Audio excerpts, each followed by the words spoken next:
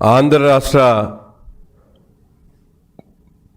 ప్రజలను నమ్మించి ఒక్క అవకాశం పేరుతో ఆనాడు అధికారంలోకి వచ్చినటువంటి జగన్ రెడ్డి వైసీపీ పార్టీ ఈరోజు కేవలం 11 సీట్లకు పరిమితం చేయడానికి ఆంధ్ర రాష్ట్ర ప్రజలు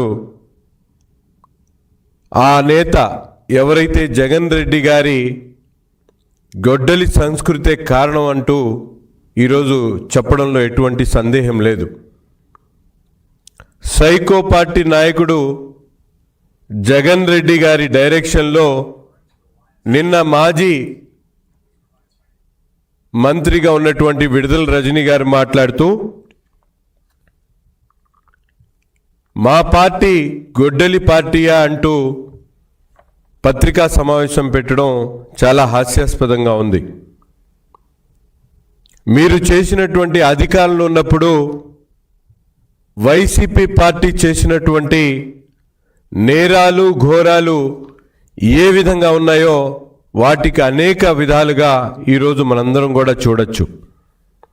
కిల్లింగ్ మైండ్ సెట్తో ప్రజలను నమ్మించి కుటుంబ సభ్యుల్ని బజారు కీడ్చినటువంటి సంస్కృతి ఈ సైకో పార్టీ అధినాయకుడు జగన్మోహన్ రెడ్డి గారిది.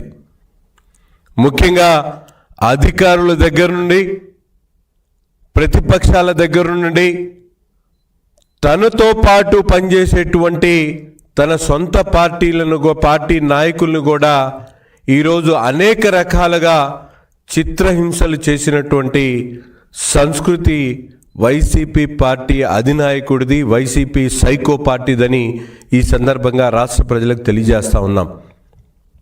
ఒకటి కాదు, రెండు కాదు, జగన్మోహన్ రెడ్డి గారు పార్టీ పెట్టినటువంటి ప్రతి ఒక్క అంశంలో కూడా పెట్టిన నాటి నుండి అనేక అంశాల్లో మనం ఒక్కసారి ఆలోచించాల్సినటువంటి అవసరం ఉంది.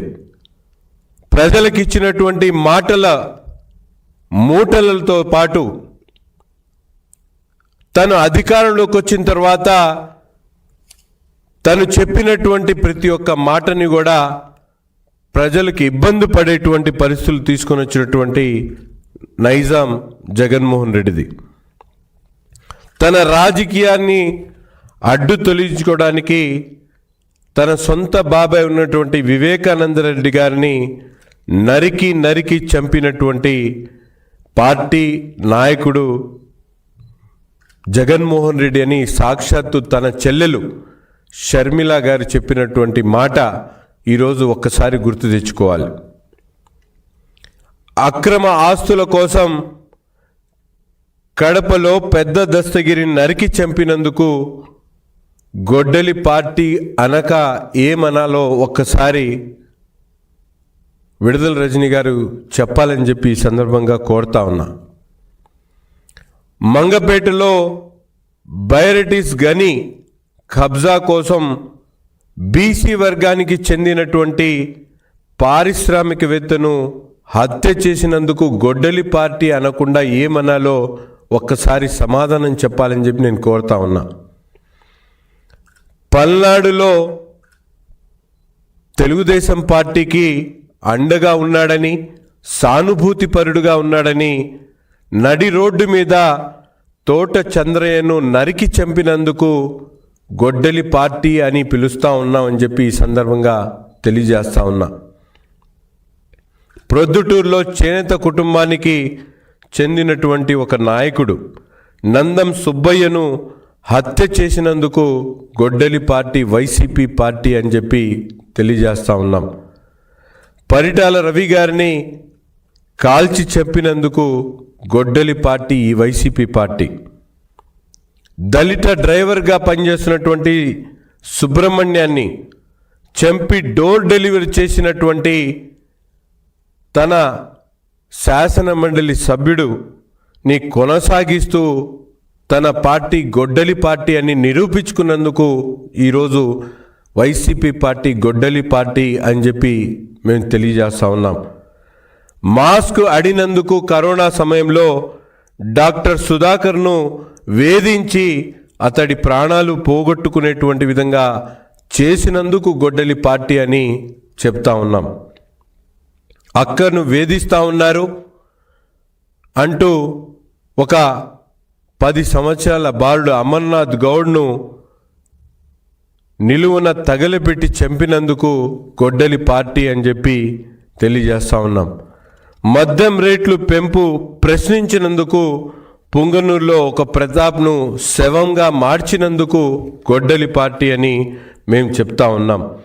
ఇటువంటి కిల్లింగ్ మైండ్ సెట్తో నిరంతరం కూడా అధికారంలో ఉన్నటువంటి 5 సంవత్సరాలు కాకుండా ఈరోజు కూడా ఫేక్ మీడియా ప్రచారంతో తన చేసినటువంటి తప్పుల్ని కప్పిపుచ్చుకునేటువంటి ప్రయత్నం చేస్తూ రప్పా రప్పా అంటూ ఒక పార్టీకి సంబంధించినటువంటి నాయకుడిగా, మాజీ ముఖ్యమంత్రిగా తన హోదాను మర్చిపోయి ప్రజలను ఏ విధంగా ప్రజల ముందు మాట్లాడుతూ ఉన్నారో అటువంటి సంస్కృతి కోసమే మీ పార్టీని గొడ్డలి పార్టీ అని చెప్పి మేము చెప్తా ఉన్నాం.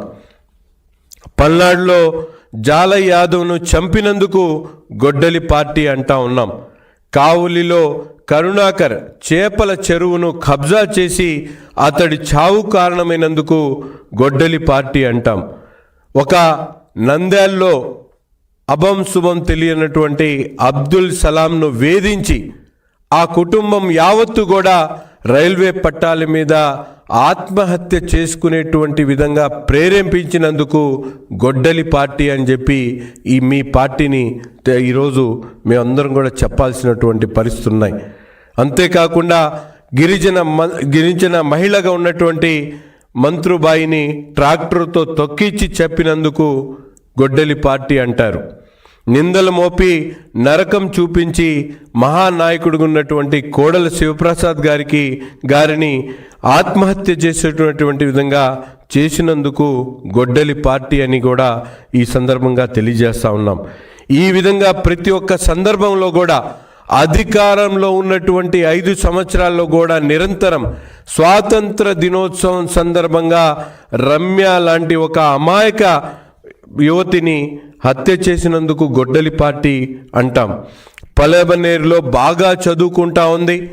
తమ పార్టీకి సంబంధించినటువంటి నాయకుడి పాపకి మంచి మార్కులు రాలేవు అని చెప్పి ఒక మైనారిటీ యువతిని, మిస్బా అనేటువంటి ఒక యువతని బాలను పోగొట్టుకున్నటువంటి విధంగా చేసినందుకు మీ పార్టీని గొడ్డలి పార్టీ అని కూడా అంటాం.